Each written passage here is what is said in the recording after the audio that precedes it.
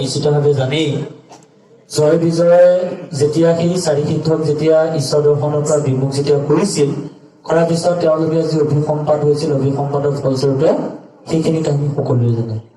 কিন্তু সেই কাহিনীটোৰ বাস্তৱিকতাটোনো কি? আপুনি বা আমি কিয়নো প্ৰহ্লাদৰ চৰিত্ৰ বা সেই কথাখিনি জানিব লাগে।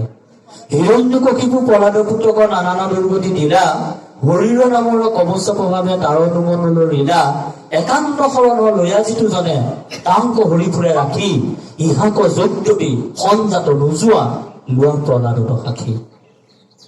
5 বছৰীয়া প্ৰহ্লাদে কিন্তু এটা জ্ঞান লাভ কৰিছিলে। কি জ্ঞান?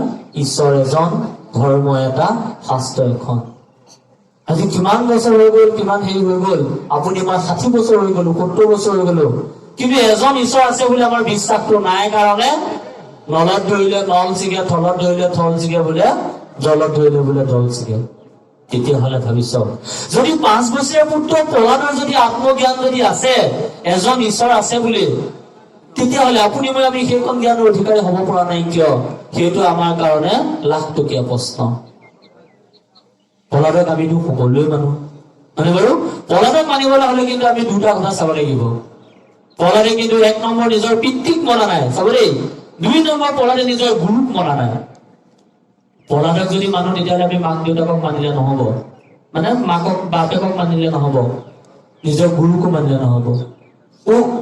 সন্ধ্যা মৰ্ক দুয়ো শুকৰ তনয় প্ৰহ্লাদক শিকাৱন্ত শাস্ত্ৰ নমানয়। দেউতাকক মনা নাই। দেউতাকে কৈছে মই আছো, দেউতা নহয়, তোমাতকে আৰু এজন আছে। প্ৰহ্লাদৰ মই আদৰ্শ ল'লে আপুনি মই পিতৃক মানিলে নহ'ব। এনে বাৰু পিতৃক আমি বিৰোধ কৰিব লাগিব, গুৰুকো বিৰোধ কৰিব লাগিব। গুৰুৰ কথা কিন্তু মনা নাই। আচল কথাটো হৈছে কিন্তু আজি আপোনাৰ মোৰ পিতৃ এজন আছে, জন্মদাতা পিতৃ, কিবা এটা ধৰ্ম, কিবা এটা কৰ্ম, কিবা এটা পৰম্পৰাত আছে, এনে বাৰু আমি মানিব লাগিব।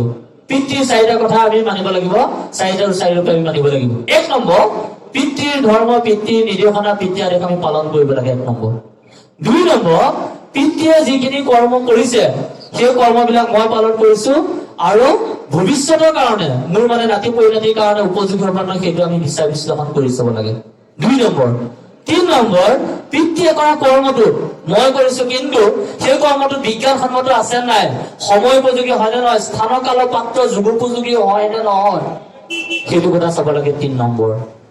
আৰু 4 নম্বৰ কথাটো হৈছে এইটো যে পিতৃৰ কথা বা পিতৃৰ আচাৰ ধৰ্ম নিয়ম কানুন যদি বাস্তৱসন্মত যদি নহয়, বিজ্ঞানসন্মত নহয়, শাস্ত্ৰসন্মত যদি নহয়, আমি পৰিত্যাগ কৰিব লাগিব। তেতিয়াহে আমি মই আপুনি কিন্তু এজন আদৰ্শ পিতৃ বা আদৰ্শ সন্তান হ'ব পাৰিম। কেইজনে পালন কৰো, কেইজনে মানে। আৰু এই কথাটো প্ৰহ্লাদক আমি সকলোৱে মানো। এই 4টা কথা কিন্তু আমি বিশ্লেষণ কৰি নাচাওঁ। প্ৰহ্লাদে নিজৰ গুৰুক মনা নাই, নামানিব। কিয়নো মানিব? আপুনি মই আমি আধ্যাত্মিক মুখী, আমি ভাগৱতী, আমি ভাগৱতৰ ওপৰতে ভিত্তি কৰি আমি যদি আমি এতিয়া বেদত চলা নাই আৰু মুখৰ আগত আমি বেদ এখন লৈ পেলাই আমি কিন্তু সেৱা সত্ৰখন আমি ভাগৱতখন লৈছো, গীতাখন, কীৰ্তনৰ দশম মূল মূৰ্তিৰ সমান। আপোনাৰ গুৰুৱে আপোনাৰ প্ৰভু ঈশ্বৰে যদি আপোনাৰ শৰণাচাৰ্য প্ৰভুজনাই যদি দিয়া আচাৰ আচৰণ উপদেশ যদি শাস্ত্ৰসন্মত যদি নহয়, বিজ্ঞানসন্মত যদি নহয়, ভক্তি মাৰ্গৰ মতে যদি নহয়, সেইজন গুৰু কিন্তু আপুনি পৰিত্যাগ কৰিলে আপত্তি নাই। সাধু এটা আছে, শংকৰদেৱক বহুত ভাল পণ্ডিত বুলি গম পালে, গুৰু বুলি ঈশ্বৰ বুলি গুৰু বুলি গম পালে 2জন শিষ্য আহিলে আৰু কেলে আহিছা বোলে হেৰি নহয়, আমি এতিয়া নতুনকে আপোনাৰ পৰা ইমান কথা জানিছো আৰু জানিবলৈ আহিছো আপোনাৰ গুৰু বুলি। আগতেতো তোমালোকৰ গুৰু আছিলে, বোলে আছিলে, এতিয়া সেই নহয় নতুন গুৰু, এতিয়া তোমালোকে পুৰণি গুৰু এৰিব লাগিব। ঠিক আছে এৰি দিম। গুৰুজনে 2ডাল আঁচ পাৰিলে, আজিৰ পৰা মই পুৰণি গুৰু এৰিছো বুলি মুচি দিয়া, ভৰিৰে মুচি দিয়া। এজনে ভৰিৰে মুচি দিলে। চাব দেই, দৰ্শনটো চাব, গুৰুক যে আমি মানিব যে লাগে, কেলে লাগে। এজন যেতিয়া মানে হেৰি কৰিলে, তেতিয়া তেওঁ কলে যে নাই বোলে মই মুচিব নোৱাৰো। কিয় নোৱাৰা? সেই প্ৰভু, মই বোলে আগতে বুৰ্বক আছিলো, অজ্ঞানী আছিলো, মোৰ কোনো শিক্ষা নাই, দীক্ষা নাই। আপুনিয়ে মোক 2টা ঈশ্বৰৰ কথা কলে, শুদ্ধ বা অশুদ্ধ, সঁচাই হওক বা মিছাই হওক, মই সেইটোকে সঁচা বুলি মানি যিকণ চৰ্চা কৰিলো, এতিয়া মই এই জ্ঞানখিনি পালো, সেইকাৰণে মই সেইজনৰ গুৰুকে মানিছো। কিন্তু সেইজনতকে এইজন আপুনি ভাল, কিন্তু মই তেওঁক পৰিত্যাগ কৰিব পাৰিম, কিন্তু মই তেওঁক ভৰিৰে কিন্তু পৰাঘাত কৰি ভৰিৰে মুচি কিন্তু মই তেওঁক তিৰস্কাৰ কৰিব নোৱাৰো। শংকৰদেৱে কিজনক বাদ দি এই চবটো দিলে। আমি কিন্তু সঠিক গুৰু কিন্তু আপোনাৰ মোৰ কিন্তু বাচিব হ'ল।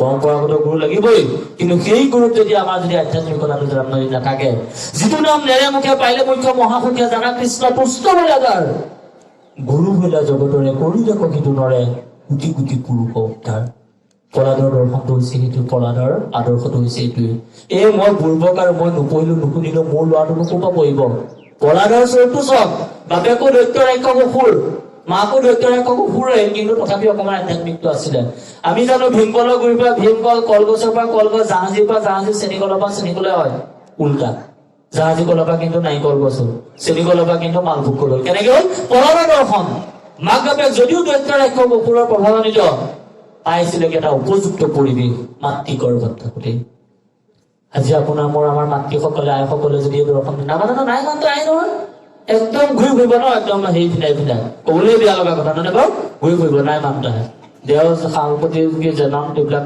নাই আৰু আজিকালি কি হয় আৰু পাৰিলে পিঠিপাতৰ ব্লাউজটো টিকেটৰ ব্লাউজটো যদি কিমান কাটিব পাৰি মানে যেন তেনে কাটি দিব আজিকালি ফেশ্বনৰ নামত আৰু খটকি কৰিছে দুপৰি বস্ত্ৰহৰণ কৰিবলৈ গৈয়ে মানে কি হৈছে মহাভাৰতৰ যুদ্ধ হৈ গ'ল তেতিয়াহ'লে নাৰীৰ যিটো সতীত্ব আবুৰ আপুনি আমি কিন্তু নিজে ৰক্ষা নকৰিলে তেতিয়াহ'লে এই আধ্যাত্মিক দৰ্শনবিলাক আপোনাক আমাক লাগিব পলাদৰ দৰ্শনে আমাক সেই শিক্ষাটো দিছে আৰু ইয়াত মানে তাৰ আগত নাৰদৰ আগত মানে সেই কথাটোকে কৈছে কৰ্দমৰ গৃহজাত হুয়া কৃষ্ণ জগন্নাথ সাংখ্য কৰি মাতৃগত হৈলা কপিল মুনি দেৱহূতি এখন আৰু বেলেগ ক'ব প্ৰয়োজন নাই কপিল পুত্ৰটো লভিল জ্ঞান পাইলে দেৱহূতি বৈকুণ্ঠত থান কপিল পুত্ৰ দেৱহূতি চাওক যে মাকৰ ওচৰত আশ্ৰয় লৈছে আপুনি ভাবিছে আপুনি স্বয়ং নহব যদি আপোনাৰ ল'ৰাটোৰ জ্ঞান আছে বিদ্যা আছে ভক্তি আছে আপুনি তাত শৰণ ল'ব লাগিব আশ্ৰয় ল'ব লাগিব আপুনি জন্ম দিলে বোলে ল'ৰাটোৱে কি আপোনাৰ চব কথা মানিব নাই মানতা আপুনি জন্ম দিলে বোলে কি আপোনাৰ ল'ৰাটোৱে চব পালন কৰিব আশা কৰে নকৰে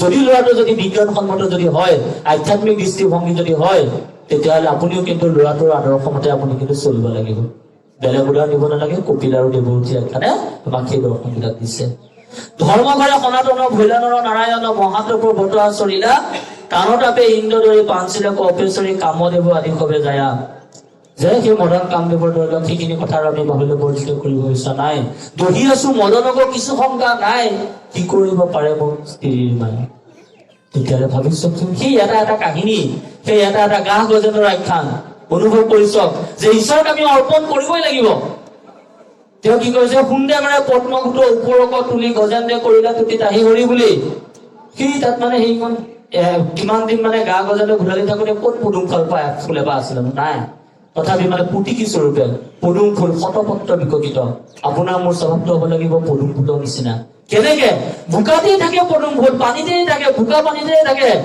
কেতিয়াও কোনো মূলত পদুম ফুলক বোকা পানী বালিয়ে স্পৰ্শ কৰিব নোৱাৰে আপুনি আমি সংসাৰৰ বিষয় বাসনাৰ মাজতেই থাকিব লাগিব কিন্তু পদুম ফুলক যেনেকে বোকা পানীয়ে স্পৰ্শ কৰিব নোৱাৰে আমাকো যাতে সংসাৰৰ বিষয় পানীয়ে যাতে স্পৰ্শ কৰিব নোৱাৰে